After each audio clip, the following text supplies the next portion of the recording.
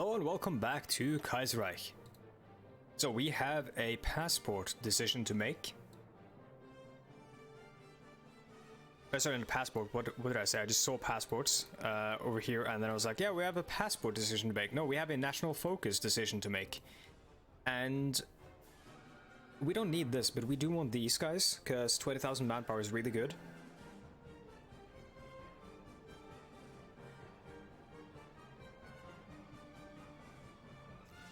I think we're going to go with the Broadcasting Corporation. The radio is unique in its capability to reach out to the masses. We must ensure that the NRK provides a balanced service, which is as educational as it is entertaining. This is true for today in Norway.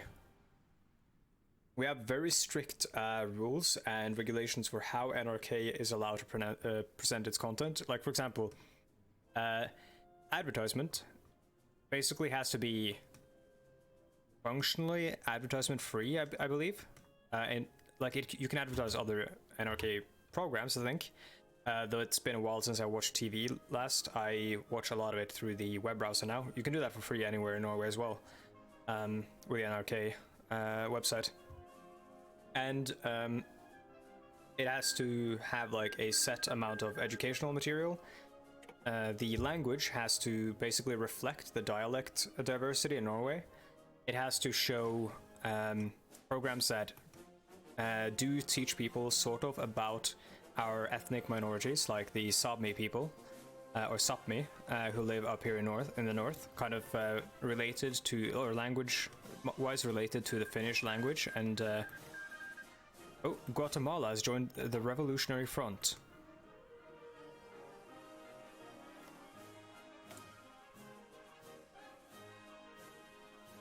The Salvadoran Commune and the Socialist Republic of Honduras and Guatemala in the the Revolutionary Front. Interesting.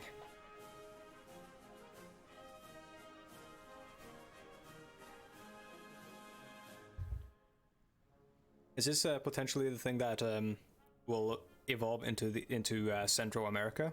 I remember, I think there was a state called Central America before in Kaiserreich.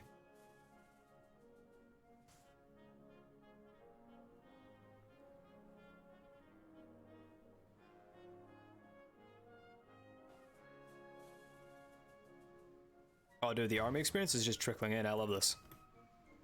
I should start doing the delegation thing more often. I didn't start playing with the Waking of the Tiger expansion until, like, I think a couple of months ago. So I kind of haven't really gotten used to that.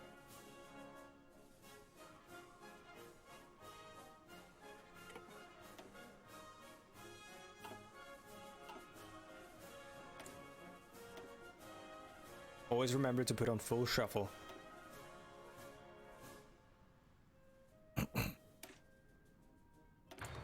And we also did finish the research that gives us the bonus to the motorized.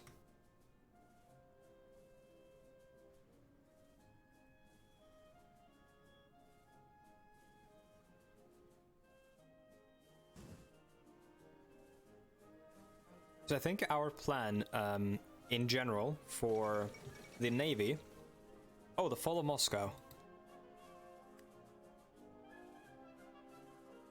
The situation in Soviet Russia appears dire indeed. Yeah, I want to check something. It was like 1.18 million, I think, and now it's 1.28 million, but the encirclements haven't really been completely finished off yet. This number is going to skyrocket.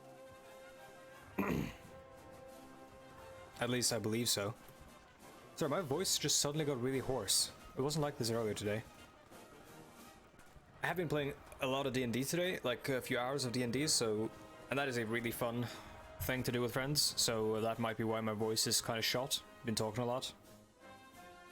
Doing silly voices and whatnot.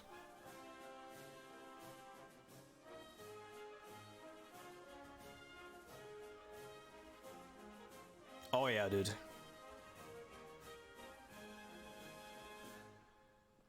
It's getting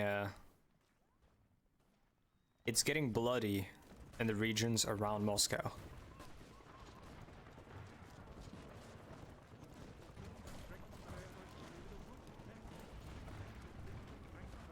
So we've just witnessed in a matter of days 20,000 casualties.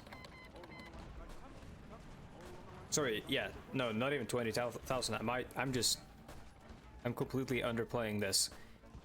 That is 200,000 casualties. Or completely downplaying this. I'm underselling it, rather.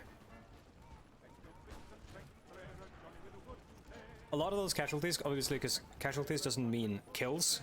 Casualties can also mean people who go AWOL. It can mean captured people as well. And I have a feeling that a significant portion of these troops are good at getting captured. Obviously, when they get surrounded, that's usually a capture.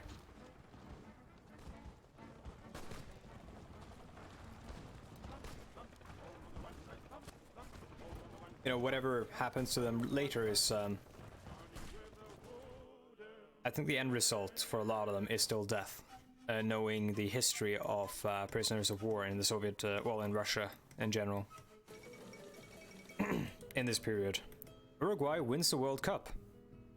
Predictably, Uruguay stormed through the opposition and gained its 5th championship. Oh boy.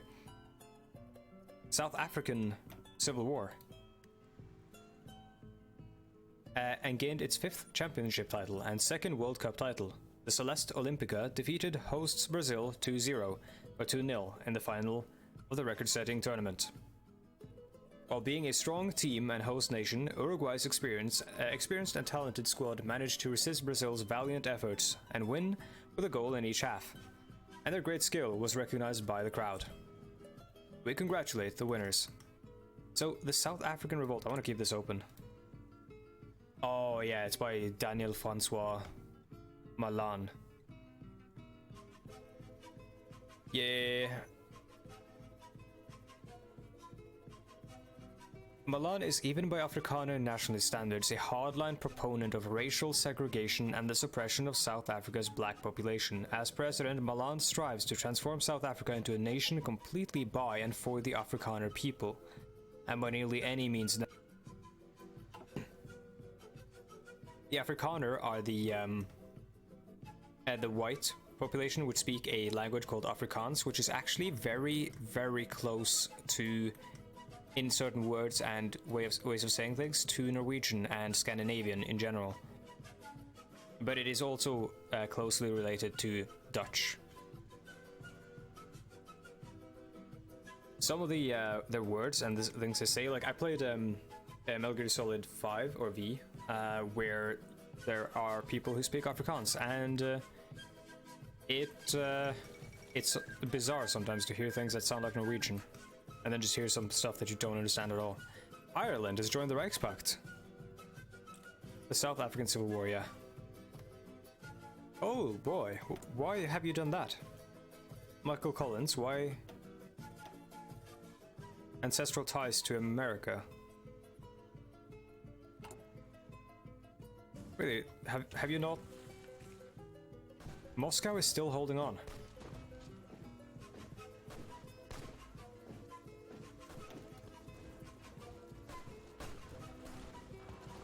Just had to check the song name, is really good. This is just menu hell right now. That's most of the games I play, so.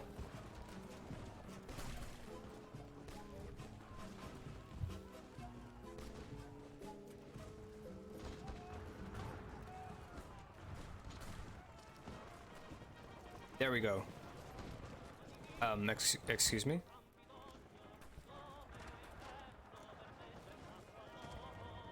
Did that not count for casualties?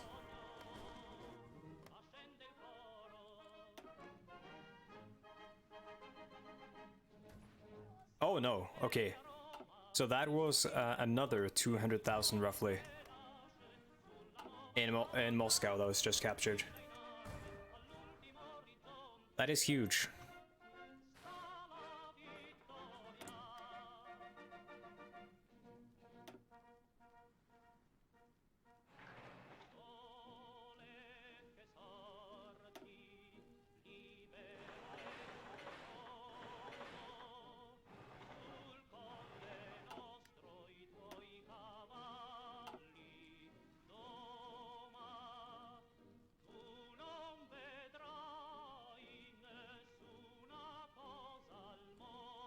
this shit right here, this is Norway right now. I know it's only like 15 degrees Celsius, but it feels like way more.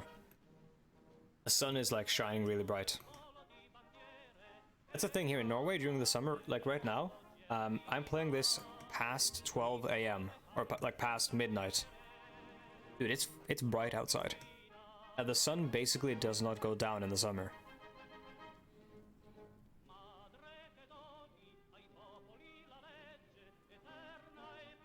So it gets very hot. And then of course during the winter we don't see the sun. Like I think we have like in the worst parts of the winter times or winter season we have like 3 hours of sunlight, I think. I mean it might even be worse than that. But I think it's like between 3 and 5. Like I remember when I went to school, you would go to, well, I mean I go to university now, but you don't go in for like full days usually. So when I went to school when I was way younger, I would you know, go to school when it's dark and then have like a midday break or something, or just see through the windows that the sun poked out and then go home when it was kind of why daylight savings, abolishing it in Europe is like, it's good, but a lot of Norwegians are kind of, you know, they're kind of for it. I personally don't give a shit, honestly. It would make scheduling YouTube videos way easier, honestly, so I say get rid of it.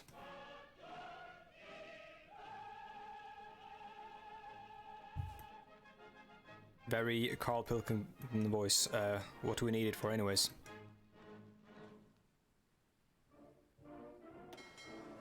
Yeah, so I think I was talking earlier about like naval stuff before I got, you know, distracted by some sort of tangent. Oh, another tangent comes. A wild tangent has appeared. Kingdom of Siam has joined the co-prosperity sphere. You okay? Yeah, so what I was saying was about the naval defense stuff, and I think this is probably going to be the case with Finland as well, but slightly different for Norway, because we have some bigger ships than Finland has in our Finland playthrough. But I think we're going to adopt the Soviet strategy, Cold War Soviet strategy of naval, well, everything, which is, and technically World War II as well, which is just submarines. Because submarines are effective at what they do. They sink shipping, and they can do so without having naval superiority. Like, a lot of the naval doctrine of World War I and before, mostly before, relied on naval, like strict naval superiority, because if you control the naval, like if you control the seas, you control the shipping and supply of goods, which means you can starve out your enemy. If you control the sea, you technically basically have won by default. Now, that is only the case for traditional war between equivalent nations. So, if Britain declared war on Germany, German military thinkers knew that Britain would win. There is no way Germany can win a war against Britain unless every goal of that war is achieved, and achieved in such a way, in such a speed that Britain cannot starve out Germany, and by the point it's achieved, Germany has got such a great head start that Germany can do whatever it wants. Like basically taking France, getting all the industry and all that stuff, taking a bunch of other territory, etc., etc.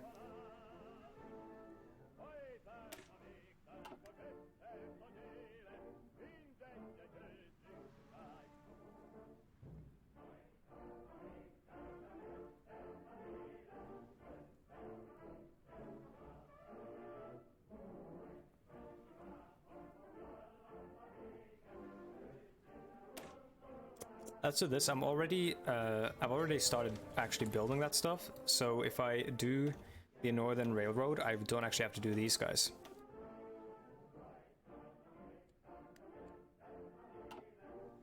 Infrastructure is good because it increases the amount of resources you get from a tile, And it also, or from a region or province, whatever it's called, and it also, I think it's actually a state. It also increases the amount of supply that flows through it, and supply is going to be like kind of dire up here with terrible infrastructure, and it makes you also, or it gives your troops a movement bonus. So that's going to be important because Norway is basically all mountains and fjord hell all the way down the coast. So if we need to respond to something like, for example, Finland trying to steal our northern territories here, which have the word Finn in them but clearly belong to us, then we will have to respond quickly. And we might have to ship troops around because we don't really have troops enough to cover all of our borders. Right, we are almost at the point where we will get a new infantry weapon, so we will probably be picking a design company for infantry weapons. And we can also do superior firepower now. Good shit, dudes.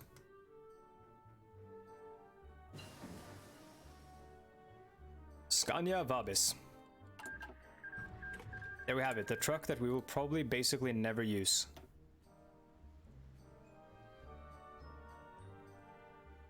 Let's do the snorkels, get our submarines up to speed. Oh shit, no, that's a 316-day research. Oof. I guess we could, let's see here.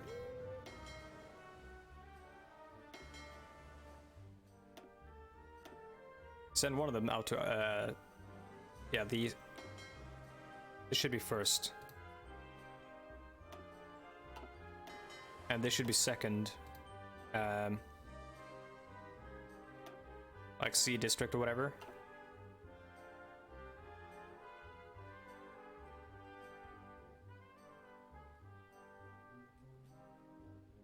And Maritime Defense District. But yeah, we should try to send one out and have it exercise and see how long our fuel will last, which is not very long.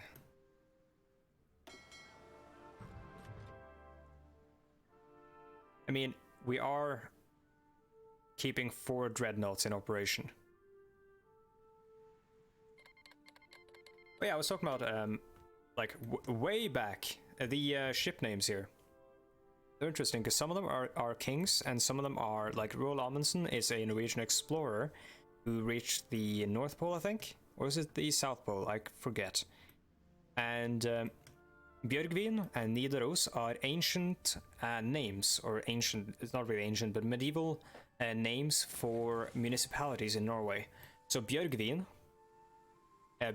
is the Viking name, or medieval name, for Bergen. Bjørgvin becomes Bergen. Bjørgvin, Bergen. Trondheim is what Nidaros is, which is what one of those ships was called. Nidaros there. Tordenskjold, Norwegian king, means thunder shield. I believe he was a Norwegian king, or was he a poet?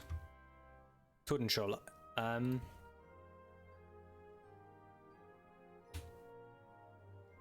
No, he was a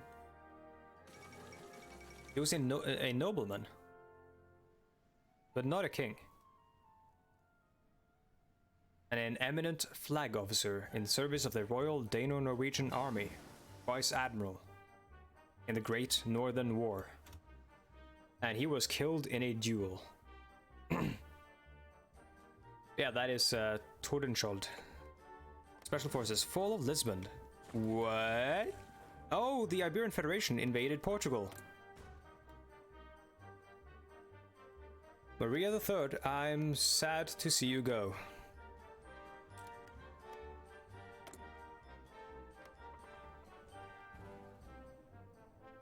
Germany, you're fucked.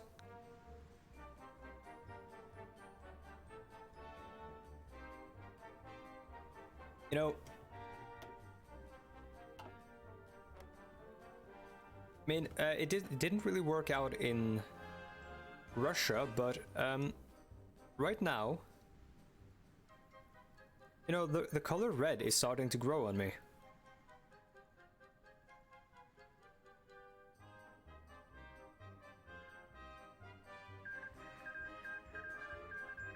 Commune of Hawaii has joined the Third International.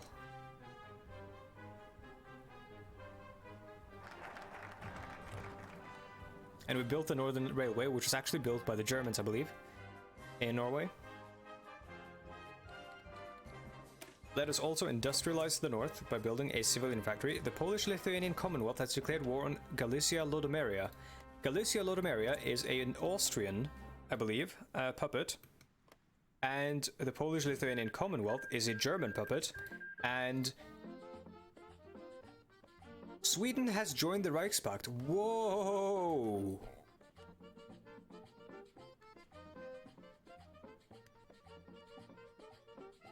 Poland has started a German Weltkrieg between Austria and the German Empire. Poland is getting up to some shit.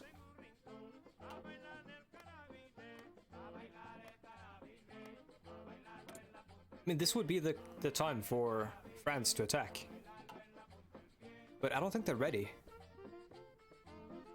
So, Germany might end up with a ton of territory from this.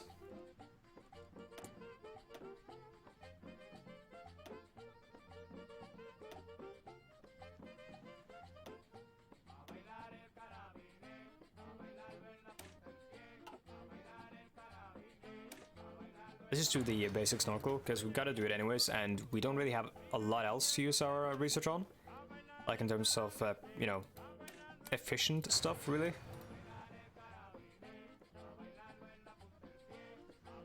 We have no oil, and we have no refineries. So that one is useless.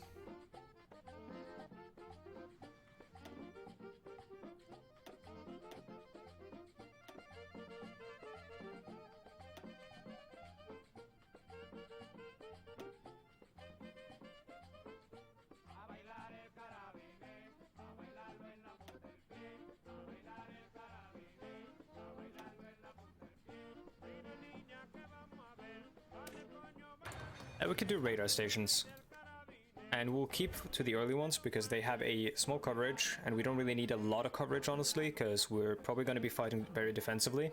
Later on we might go further down the tree in order to put some offensive ones, because like if we put a radar station down here in Vestlanda, we do get coverage for basically the entire North Sea here.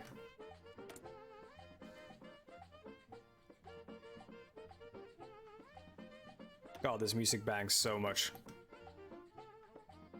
An absolute slapper. Singing about a gun. Oh, and speaking of, Skarpskytter Marsh, Norwegian. Or Danish. I think it's Norwegian. Before this war is over, let's have a look at the Russian casualties.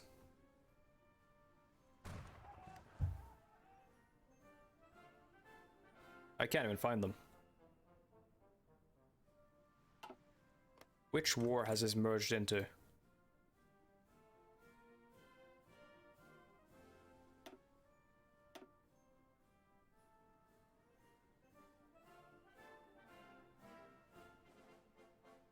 It is the Estonian-Soviet War.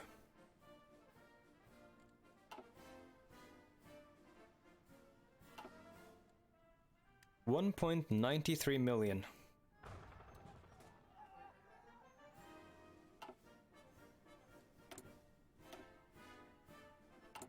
Oh, we're out of fuel. That didn't take long.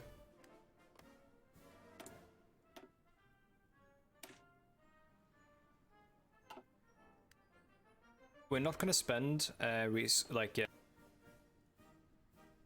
gonna have a little bit more than 100 before I do that, because if like what I actually want to do is I want to take the experience, and I want to upgrade and fix our divisions. Like, what the fuck is this?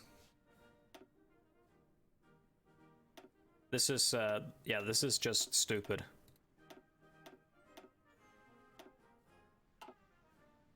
Our problem is manpower, it's not infantry, or sorry, equipment.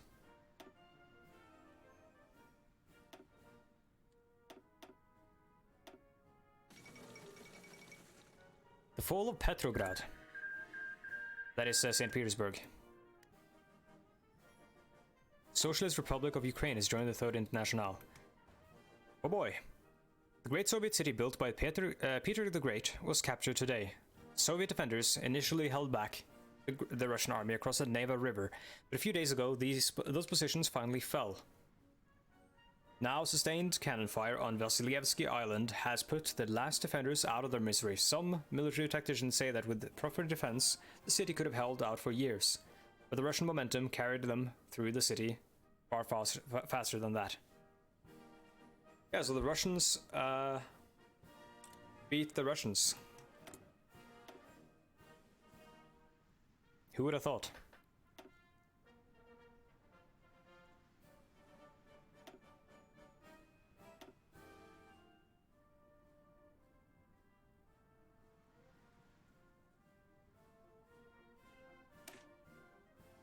Let's do a convoy interdiction, because we're gonna need it eventually anyways. So Gustav Adolf, no wait, no Gustav, not Gustav Adolf, this is Gustav the Fifth Bernadotte, has joined the Reichspakt, which I mean, we might want to do that as well then, unless we can sort of eke them out from under Germany.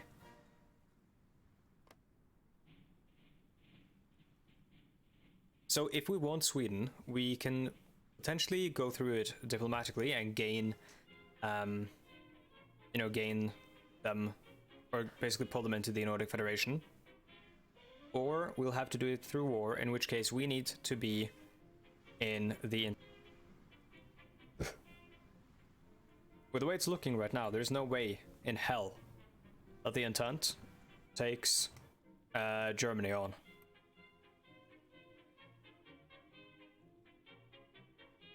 What the fuck is this? Surely you can't, though.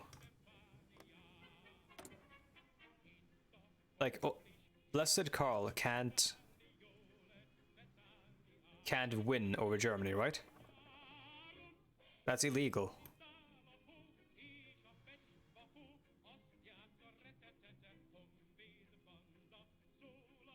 No, yeah.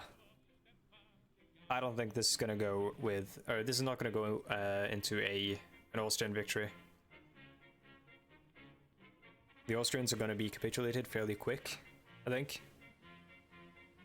Like, the Germans are already pushed into the mountains and through the mountains, and the mountains are the hardest part in Austria to fight through. So, as long as they can, yeah, they're pushing through the forests along the river here. I forget what the river is called.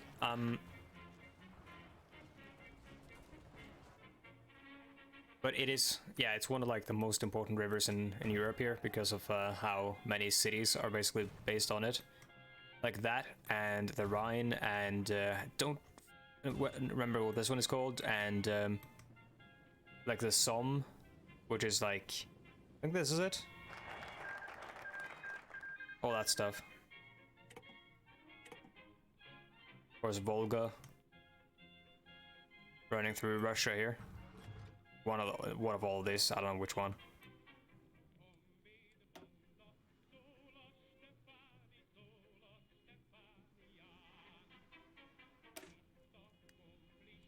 Let's pause because we have a pop-up here for civilian factories. Let's do the Army Air Service, just so we can get those planes out and so we can train them.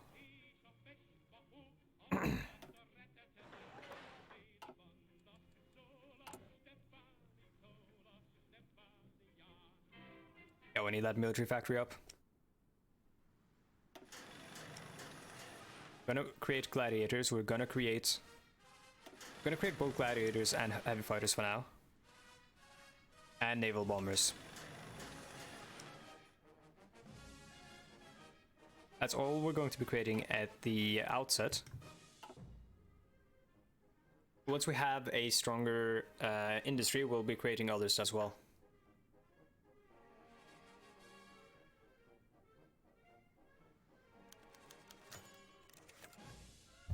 Our finest hour. British politician and former Lord of the Admiralty Winston Churchill has published a new book, part of an emerging genre known as alternate history, and concerning the Great War. The story takes the perspective of a young British soldier returning from a victorious Gallipoli campaign amid a world radically different from our own. In this timeline, Theodore Roosevelt and his Bull Moose Party win the 1912 American presidential elections, leading to an American entry into the Weltkrieg and an Entente victory. A defeated and partially occupied Germany is gripped by constant economic and political crises, witnesses the defeat of the Whites and the Russian Civil War, and is cooed by a bitter and extremely nationalist Adam Dressler. He leads the German Workers' Party, who follow his ideology of people's socialism, an extreme version of national populism. The novel ends with the beginning of a three-sided war between Dressler's New Reich and the Western Entente, led by the dominant British Empire, and a Soviet Russia led by Sergei Kirov. The book has divided critics, with some praising the attention to detail while others criticize it for large flaws in historical logic. Kind of like a turtle dove novel, then I guess. Churchill has commented that something like this could have happened in another universe. What a childish fantasy. Gallipoli being the disastrous campaign into Turkey overseen by Lord of the Admiralty Winston Churchill in the First World War. And yeah, I kind of I take issue with the idea that American entry into the First World War was what decided it, like the way that's framed there. But obviously that, you know, that's how Churchill imagines the war would have gone down differently. In real life, America did not decide the First World War. That was decided far earlier, when Germany failed to achieve its strategic goals, which essentially doomed Germany into a slow defeat. This is gross. Whoa, okay. Oh, that's Germany's station have invaded. Well, anyways, we are at the end of the video, so quick casualty report here. Let's check the Austrians and the Germans to see how they're doing. The German-Slovakian War. 126k for the Reichspakt, 187k for the Donau-Adria-Bund. Let's see how our Swedish brethren are doing. 351 losses. Let's send troops over at least. Polish have taken 11, or Polish and the Lithuanians have taken 11,000. Well, I don't know if there's anything else I need to check. Let's check these guys. 1.30 million. Whoa, 1.3 million, almost there.